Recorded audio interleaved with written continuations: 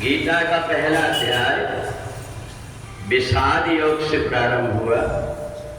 अशोच्यानन्वशोचस्वं प्रज्ञावादांश भाष्ये गतासून अगतासूनस्य नानुशोचन्ति पंडितः। ये जो पहला अध्याय है विषाद योग से प्रारंभ हुआ। भगवान ने अर्जुन की जब बात को सुना तो बात तो बड़े अच्छे विद्वानों जैसे लग रही थी, परंतु आचरण उसके अनुरूप नहीं था।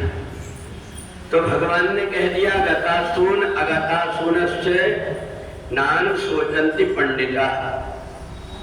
जैसे विद्वता की बात तुम कर रहे हो कि मैं भीख मांग करके खा लूंगा पर कोई पुरुषार्थ नहीं करूंगा, तो बिना पुरुषार्थ के भीख मांग करके खाना हर किसी के बस की बात नहीं।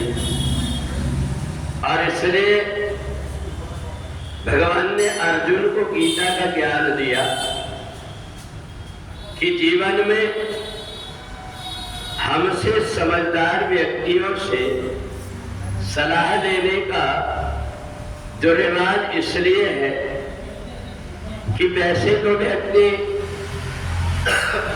घर में प्रवेश करने के लिए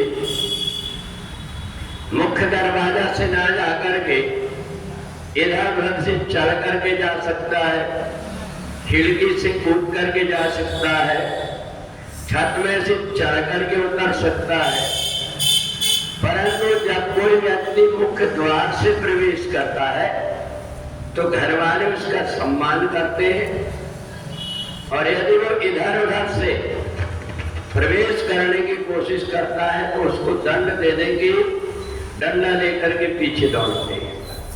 घर में प्रवेश दोनों तरीके से हो सकता है, मुख्य दरवाजे से भी, खिड़की से कूद करके, छत में से चढ़ करके। तो भगवान ने अर्जुन से कहा कि तुम जो कुछ बात कर रहे हो ये बात तो तुम्हारे ज्ञानियों की है, पर तुम्हारे आचरण मूर्खों जैसे। अब इसलिए जो ज्ञानी मनुष्य होता है कोई भी काम बड़े सोच विचार करके करता है। पानी तो समुद्र में भी भरा हुआ है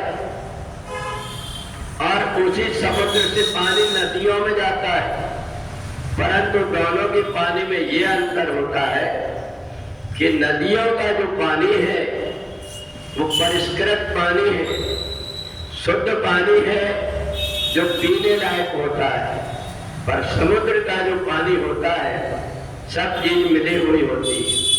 और इसलिए ये जो संसार है, संसार में हर व्यक्ति हमारे जैसा नहीं, जड़ चेतन गुण दोषमय विश्वहीन करतार।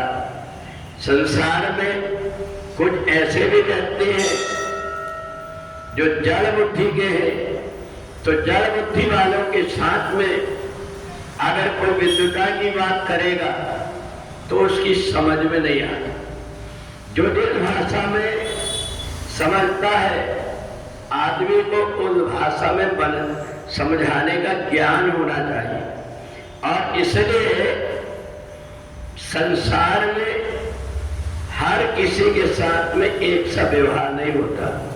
और इसलिए अर्जुन को भगवान ने कहा कि बात तो तुम बहुत अच्छी करते हो, संसार में पद के पीछे धन के पीछे नहीं भागना चाहिए, परंतु पद के पीछे और धन के पीछे नहीं भागना चाहिए।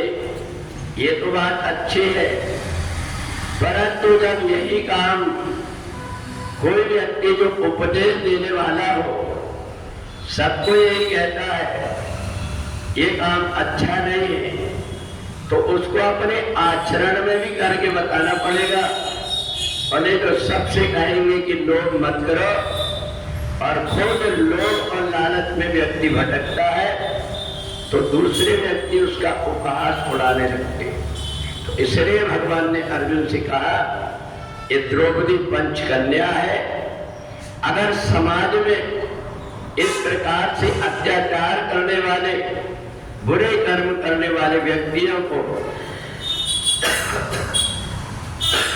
ये सोच करके कि दूसरों को सताने से कष्ट होगा, ऐसा मान करके अगर दुष्टों के साथ भी सज्जनों जैसे अगर व्यवहार किए तो समाज में अराजकता फैल जाएगी।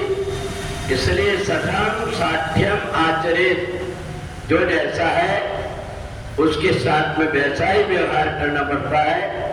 अगर तुमने इन कौरवों के अत्याचार के कारण तुम्हें अपमान नहीं अनुभव हुआ है तो द्रौपदी पंचकन्या है, वो स्वयं तुम्हारे पुरुषार्थ को ललकारेगी और क्रोध में आकर के जब तुम काम करोगे तो उस कार्य से पाप लगता है।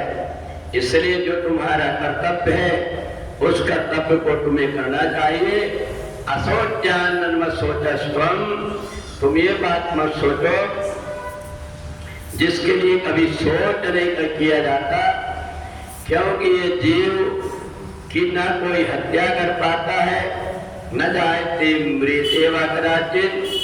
जिस आत्मा के विषय में तुम बात कर रहे हो, इस आत्मा के ज्ञान का तुम्हें एक सूक्ष्म भी भाव पता नहीं है। इसलिए केवल जो बातें करता है और आचरण में नहीं आता, उसके ज्ञान का कोई महत्व नहीं आता।